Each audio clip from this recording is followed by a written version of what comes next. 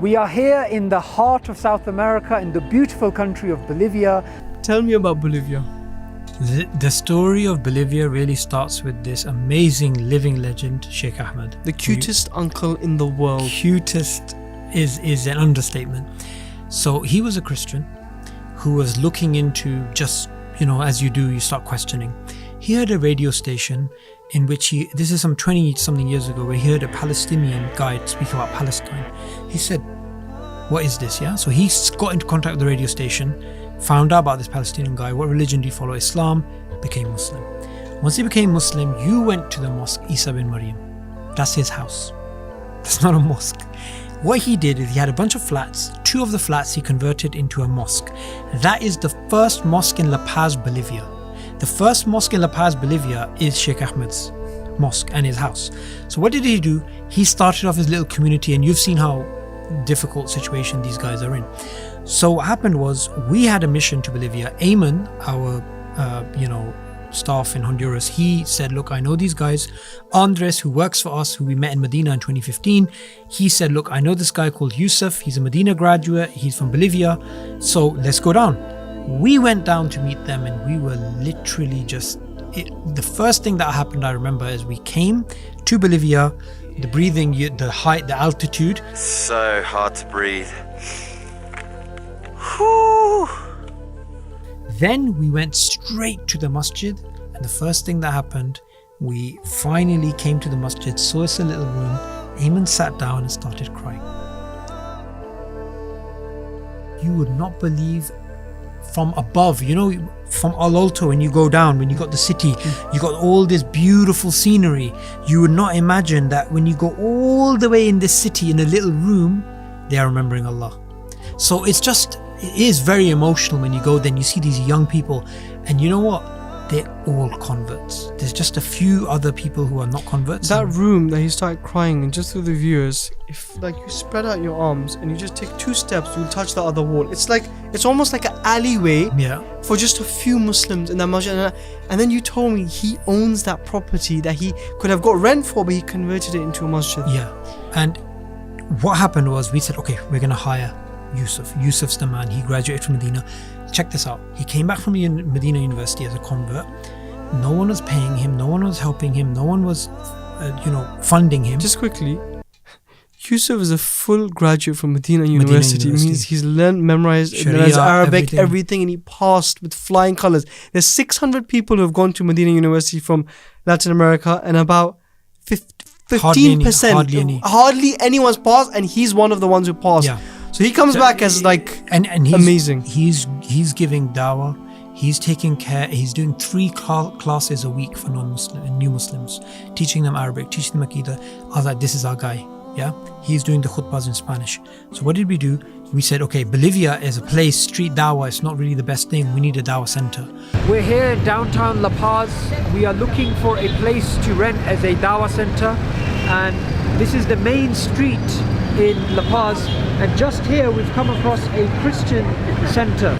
We went all over the city looking for a dawah center, and across the road there was a building that was empty that ended up being the dawah center which you visited. Yeah. When I came back, one of the first things, as you know, these places, they need funding, they need support. I came back, Allah is my witness. A brother rings me. I'm not going to say his name. Brother rings me. He said, this other brother that I know, you got him to fund the Honduras center. What's happening with me? I said, don't worry, you can fund Bolivia. So he's paying the rent, single-handedly the rent for the place in Bolivia. Competing for good deeds. And he said, he rang me, he said, you gave it to him, you gave him Honduras. Yeah. What are you going to give me? Yeah. I said, I'll give you Bolivia. So he did it, right? So once this happened, as you know, Isa, we had the Jesus banners, we had the people taking Shahada, and 1 year later, they're in the center. And of course, you went there. And then by that time, there was a complete different dimension to when we first came there. Bro, it was a different ball game. We went to the center and there was non-Muslims there, and they were doing that little talk, and there was a Jesus exhibition. I'm like, what is going on? It's like 7 p.m, but there's non-Muslims there learning about Islam. A sister accepted Islam, right? Bro, she was in the center the next day with her daughter learning how to pray the salah.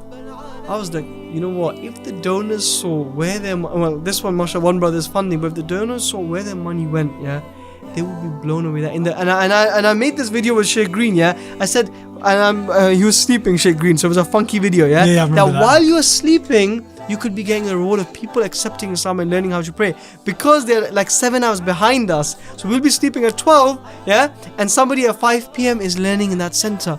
And bro, it was incredible. Having a center, a Dawah center, it gives you so much credibility as well, because you're doing Dawah on the street, and then you're like, yeah, well, come to our center, come do lessons. Free coffee, Yeah. free environment to learn.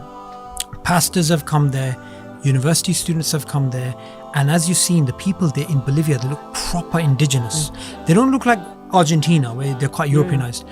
Proper indigenous people. With and they're all the colorful. Did you see the woolen, hats? The hats, the colorful woolen. Now, when you guys think Latin America is all the colorful, woolen Ponchos. woolen ponchos, yeah, and they've got the hats and they're walking. Did you go to the witch market? Yeah, yeah, we did. That was crazy. Basically, there's a market for the viewers, Yeah. which basically has witches Yeah. who sell souvenirs. So, which is just like these women, they do magic and stuff, and they have like dried llama, Yeah, dried llama, dead fetuses, llamas, yeah, and yeah. all of this crazy stuff.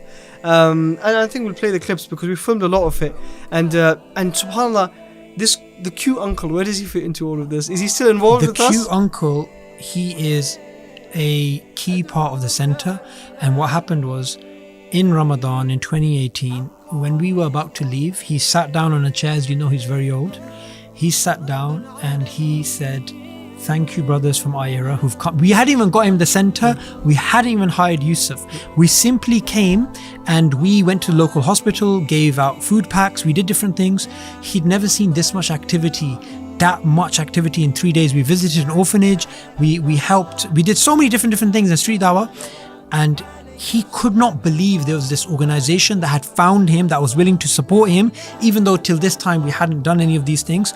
And he literally spoke and started bursting in tears. And I sent this on the staff group. We didn't find him.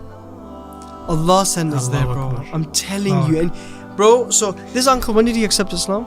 Some 20 years ago, something like Okay, that. and he's given his house for the masjid. He's been doing all this work. When he needed to go find a helper reaver, he took a bus at his age over 5 hours to another place just to go teach a new Muslim, and came back 5 hours. This uncle, bro, after everything he's done, he's been doing it for so long. When we go there and we've helped him with a little center and stuff, he goes to me, and and it was a moment for me. Yeah, he goes to me, "If Ira wasn't here, we would not be able to do any of this amazing work." And I'm like, cute uncle, what are you talking about? You're, mashallah, the reason, the pillar that's opened all of this for us. Imagine we came to Bolivia, no one was there. Yeah, and there was no masjid there. We'd be looking around. What do we find? Oh, they won't work with us. And subhanAllah, these are our heroes, bro. Allah. Forget Iron Man, Spider-Man. Yeah, these are the guys who are heroes. So Bolivia, bro, different ball game, mashallah. Absolutely. You say that you love me, but damn,